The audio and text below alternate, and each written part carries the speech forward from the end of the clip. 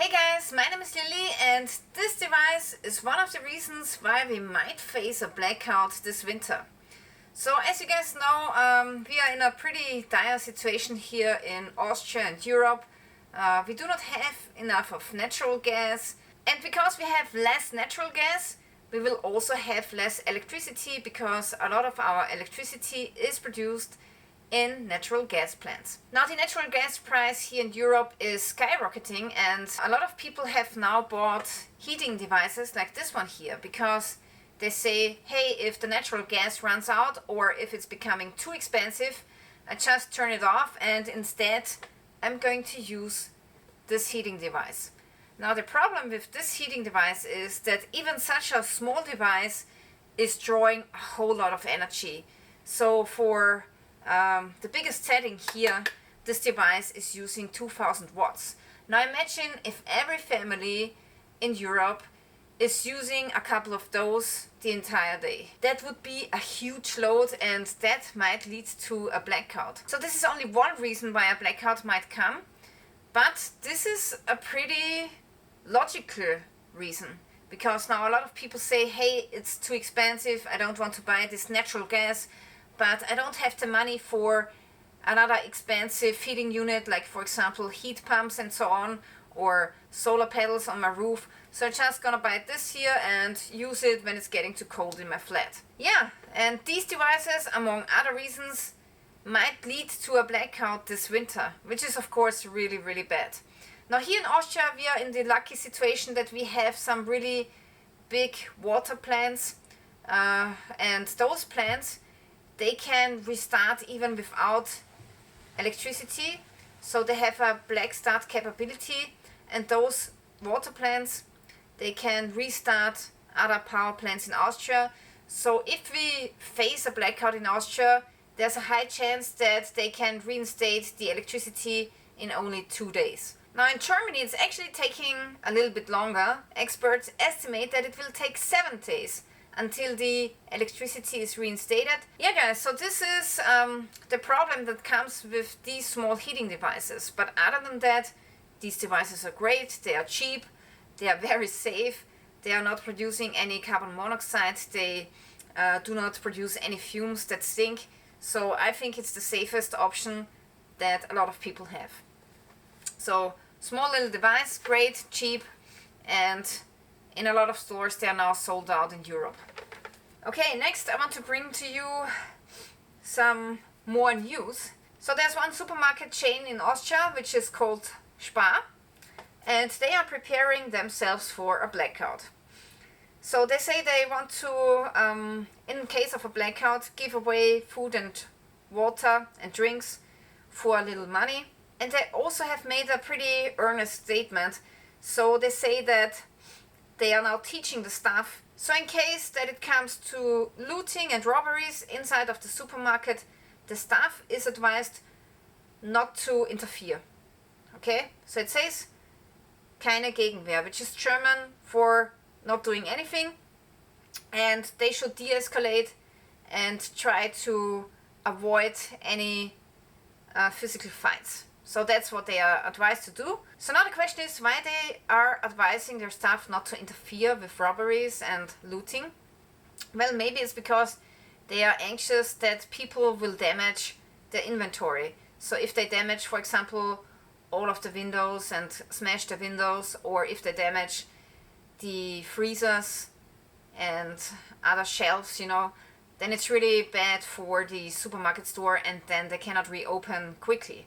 So probably that's what they're thinking when they're saying, hey, it's best just to let people take stuff, leave them alone, try to avoid any conflict. So this is their strategy. This is the crisis management of this supermarket. Okay, and then they say the next page is about, in a crisis, we want to make sure that the Austrian population has food and water, and to accomplish that we want to give food and water for a little money to everybody who needs it. Nonetheless, the supermarket is now asking people of Austria to prepare, so to make sure that in case of a blackout that not the entire population is storming the supermarkets because that would be really bad, of course. So they are saying that you should prepare yourself and have food and water at home already. Unfortunately, they are not saying how long you should prepare, like for what period, but they are saying you should prepare, which is really interesting. So I think it's good that somebody finally started this discussion. What happens if there's a blackout? Do supermarkets have to give away the food to make sure that there's no bigger catastrophe? I think it's in general a good idea, because if you give people food and water, they will stay calm, and if they don't get anything to eat, they will completely freak out and damage everything, and this is how it is. So yeah, I think it's good that the supermarket finally started to make some rules and to tell people what's happening in case of a blackout. Yeah, the next bad news is that the natural gas that is coming from Russia is now down to only 20% of what we have ordered.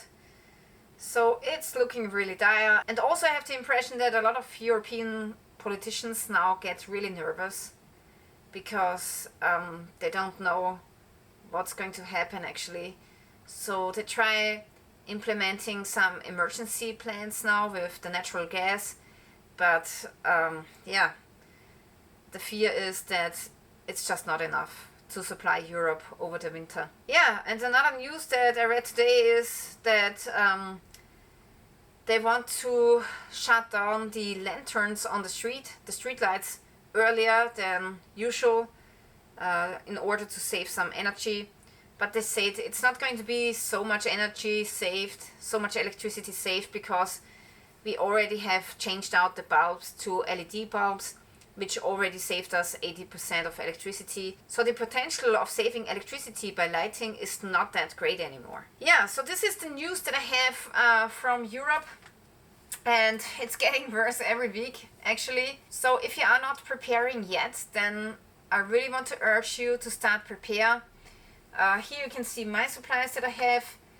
And yeah, I got quite some supply now. I think this will get us over 3 months maybe, or 2 months. We actually have been digging into our supplies in the last weeks. We didn't buy any new supplies. So it's also very important that sometimes you eat the old stuff and then you buy new stuff again. But yeah, you can slowly build up a supply without panic buying. That's really important. So it's not good if you go into the store and buy all of the canned beans. It's better to just do it slowly, and this is what I've done. So it's actually pretty easy to prepare. You just buy what you normally eat, and you buy a little bit more, but not too much, so that you don't create any hysteria or panic. And sooner or later you will get to a supply which is really good, and I think it's really reasonable to have a 3 months supply. Now, before I show you my supply in detail, I first want to make a shout out to my friend EJ Snyder, and he is coming out with a new bug-in and home defense series today, which is really awesome. So now I want to play the trailer of this new film that EJ Snyder has filmed. And if you want to really learn about prepping, about bugging in and home defense, then I can highly recommend this film, and you will find a link to this film in the description below. We're living in uncertain times. We have pandemics, natural disasters, civil unrest, and even war. And you need to be ready for this. I'm EJ Snyder, and we've put together the ultimate bug-in and home defense guide. Critical information that can save you and your loved one's life. In this guide, things included are a get-home bag, how to set your vehicle up to get yourself home, and when you get home, how to set that up for defense to protect your loved ones, all your supplies, and things you really need when trouble comes knocking on your door.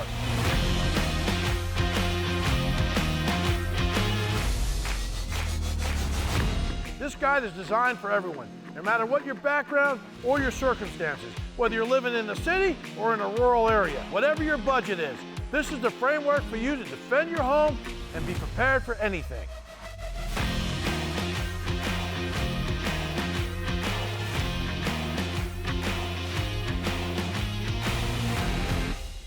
Okay, so this is the trailer of EJ Snyder's new film about home defense and bugging in. I think it's great, and actually it's airing today, so make sure that you're one of the first ones to watch the new film. Alright, so this is my food pantry. I have about 40 kilograms of fries, and I made sure to have different kinds of fries so that it doesn't taste the same all the time. Then I have dried beans, I have canned beans, I have peas and other grain. I have flour as well. Then I have a couple of cans like goulash and more goulash, ravioli in a can, and this is red cabbage. Then we have potatoes in a can. We have a big can of sauerkraut. This is potato mash. Then we got some red bell peppers, carrots. What's this? Red beet. And we got some coffee, some jam, and also very important, some pickles. So carrots, more peppers, peaches, and bruschetta. This is basically tomatoes which you use on a bread.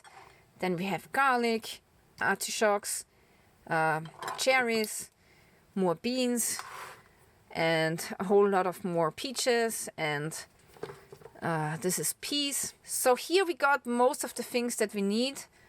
Up here we have some honey at the back side. We got some more random stuff like herbs and spices for the kitchen and some sauces. And this is some pickles as well. And then we got some drinks and random stuff. And also vegetables oils. But we decided now that we want to cut down on them because they are actually not that healthy. And yeah, Amy's dog's food is a little bit low, so we have to order more of that. Then we got some hygiene products. And I got this new water filter. This is a water filter by Zero Water, and yeah, I got 2 of those now, and they are really good at filtering out particles. Now these filters you actually have to exchange every 2 weeks because otherwise it's going to stink. So that's the only downside, that you have to switch out the filter very often, but it's a really good filter. So this water filter is going to remove almost all of the particles. Yeah, down here I have a little bit of wood for my wood stove. Yeah, so actually when I bought my wood stove, we went to the store, and the owner of the wood stove shop said to us that he has never sold so many wood stoves in his life before. And that was already back in January. And then when I was standing at the cash, I saw another man. He also bought a wood stove, and then he said, "We need this for a blackout, we don't know what's coming, blah blah blah." So a lot of people had the same idea, and now I'm wondering if everybody is using a wood stove, if the air quality is becoming less in wintertime. So then you will have a lot of particles flying around, and maybe we will have to build ourselves a air particle filter for the window to make sure that we can get fresh air inside of our house. So that might be the second problem: pollution from wood stoves and a blackout from the small heating devices. Yeah, so these are my preps. I also have a little bit of water left and some toilet paper, of course. But if you got this, and if you got like a small camping stove so that you can cook your meals, then you're already in a really good position. Also, if you have some lanterns and candles, you will have some lighting. So I believe the problem is not enduring or overcoming the blackout. The problem is what will come afterwards.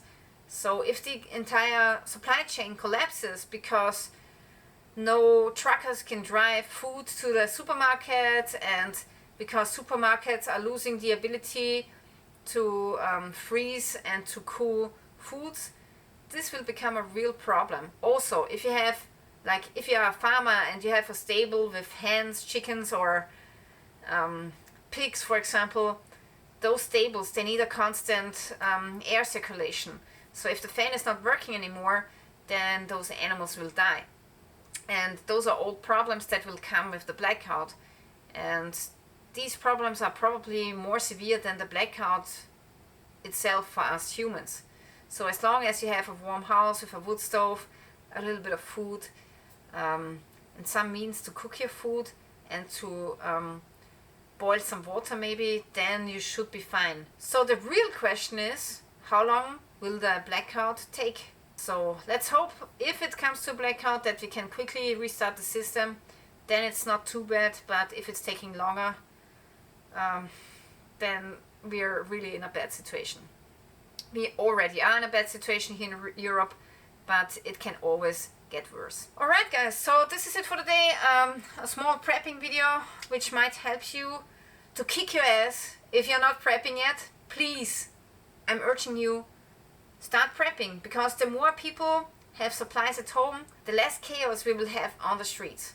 Alright, so this is it for today. I really want to thank you guys for watching and stay tuned till next time. Why are you just sitting there on the couch? You gotta start planning for the ultimate bugging and home defense. Thing's not gonna fix itself, you little maggot. Get up off your butt, go hit that button down there and get yours today.